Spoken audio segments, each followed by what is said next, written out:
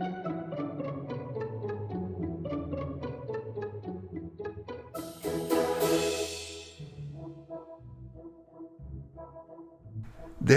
really was a time when you could see Russia from Alaska. That was because Alaska was Russia. It was known as Russian America.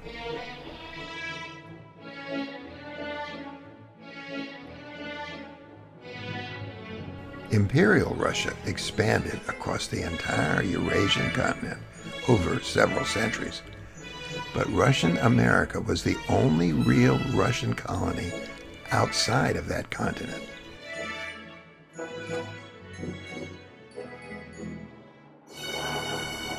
The coast of Alaska was 7,500 miles from St. Petersburg, the seat of the Russian Tsars.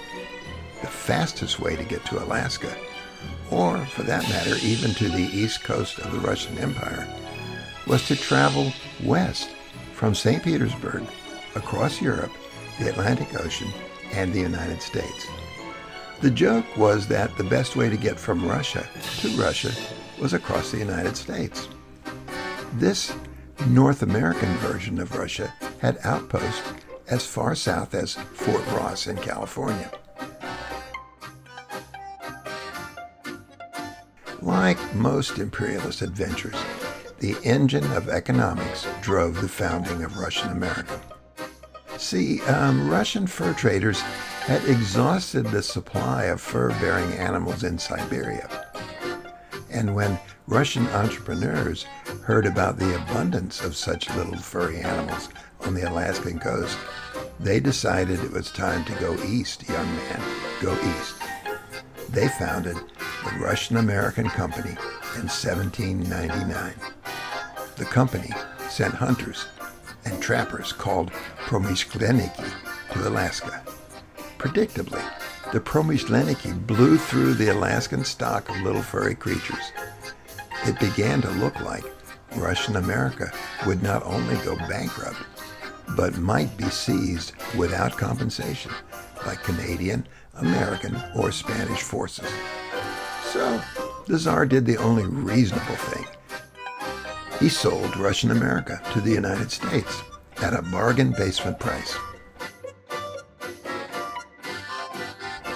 Even after the United States took possession of its new territory of Alaska, many Russians decided that the Pacific Northwest was a great place to land after fleeing Russia. There were two reasons that Ruskies wanted to get the hell out of Russia. The first reason was the oppressive, paranoid, and selfish regime of the Tsars. The second was the oppressive, paranoid, and selfish regime of the Bolsheviks.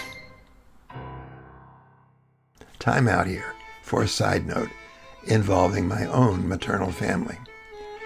After the Russian Revolution, the Bolsheviks sent agents around the world, hoping to persuade Russians who had fled from the Tsars to come back and help the glorious People's Revolution.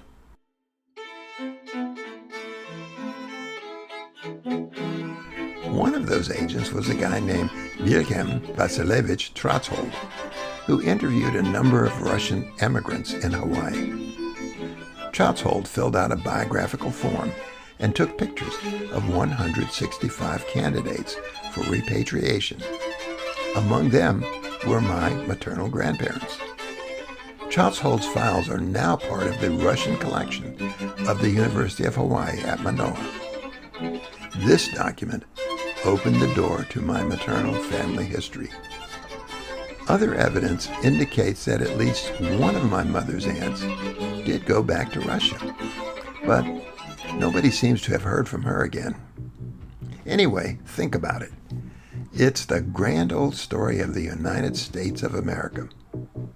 America is one of the few countries in the world that people will suffer almost any physical hardship to get into.